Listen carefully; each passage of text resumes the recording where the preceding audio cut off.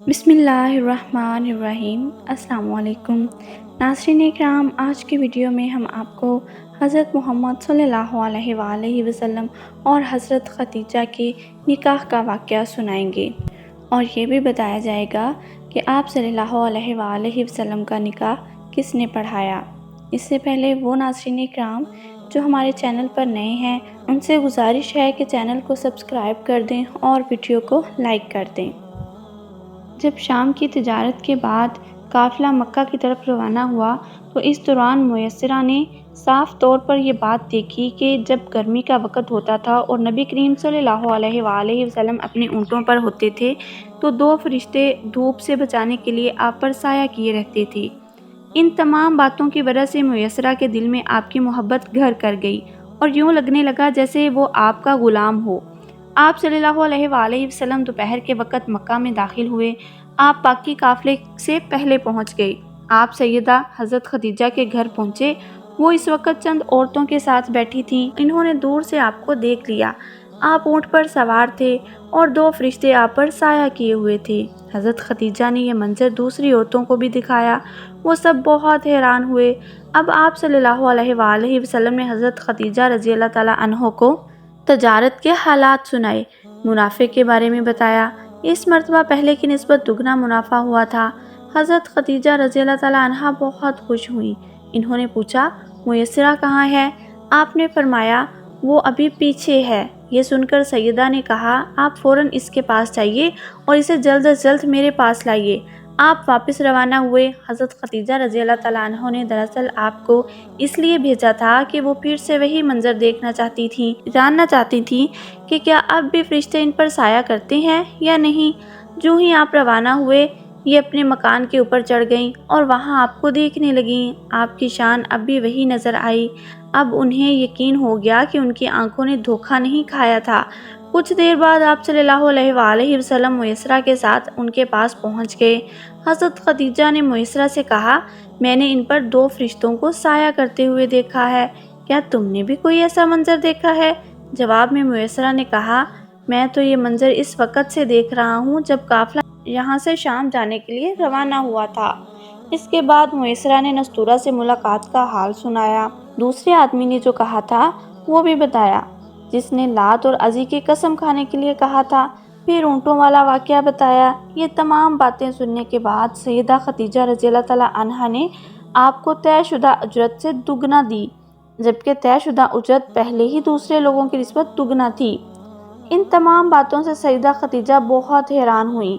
اب وہ اپنے چچا زاد بھائی ورقہ بن نوفل سے ملیں۔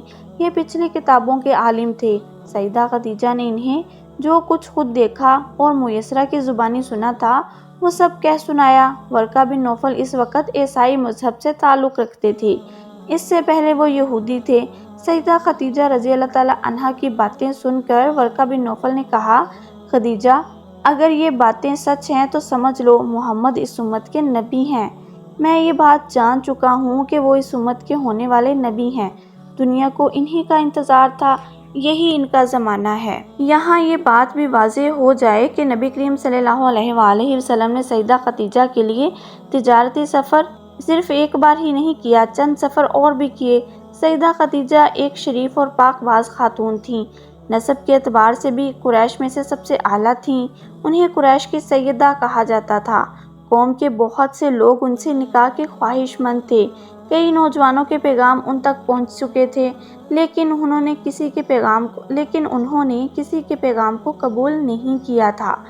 نبی اکرم صلی اللہ علیہ وآلہ وسلم تجارت کے سفر سے واپس آئے تو آپ صلی اللہ علیہ وآلہ وسلم کی خصوصیات دیکھ کر اور آپ کی باتیں سن کر وہ آپ صلی اللہ علیہ وآلہ وسلم سے بہت زیادہ متاثر ہو چکی تھیں۔ لہٰذا انہوں نے خاتون نفیسہ بنت منیح کو آپ کی خدمت میں بھیجا۔ انہوں نے آ کر آپ سے کہا کہ اگر کوئی دولت مند اور پاک باز خاتون آپ کو نکاح کی پیشکش کرے تو کیا آپ مان لیں گے؟ ان کی بات سن کر آپ نے فرمایا، وہ کون ہے؟ نفیسہ نے فوراً کہا، خدیجہ بنت خویلد۔ آپ نے انہیں اجازت دے دی۔ نفیسہ بنت منیح سیدہ خدیجہ رضی اللہ تعالیٰ عنہ کے پاس آئیں، انہیں ساری بات بتائی۔ سیدہ خدیجہ نے اپنے چچا عمرو بن اسد کو اطلاع کروائی تاکہ وہ آ کر نکاح کر دیں۔ سیدہ خدیجہ کی اس سے پہلے بھی 2 مرتبہ شادی ہو چکی تھی۔ ان کا پہلا نکاح عتیق ابن مائد سے ہوا تھا۔ اس سے بیٹی ہندہ پیدا ہوئی تھی۔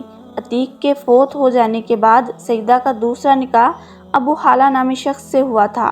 ابو حالہ کی وفات کے بعد سیدہ خدیجہ بیوگی کی زندگی گزار رہی تھیں کہ انہوں نے آپ صلی اللہ علیہ وآلہ وسلم سے نکاح کا ارادہ کر لیا۔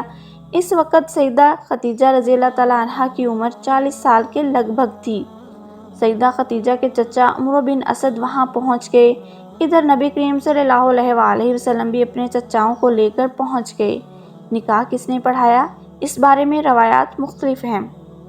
ایک روایت یہ ہے کہ یہ نکاح چچا ابو طالب نے پڑھایا تھا۔ مہر کی رقم کے بارے میں بھی روایت مختلف ہیں۔ ایک روایت یہ ہے کہ مہر کی رقم 12 اوقیہ کے قریب تھی۔ دوسری روایت یہ ہے کہ آپ نے مہر میں 20 جوان اونٹنیاں دیں۔ نکاح کے بعد نبی کریم صلی اللہ علیہ وآلہ وسلم نے ولیمے کی دعوت کھلائی اور اس دعوت میں آپ نے 1 یا 2 اونٹ ذبح کیے۔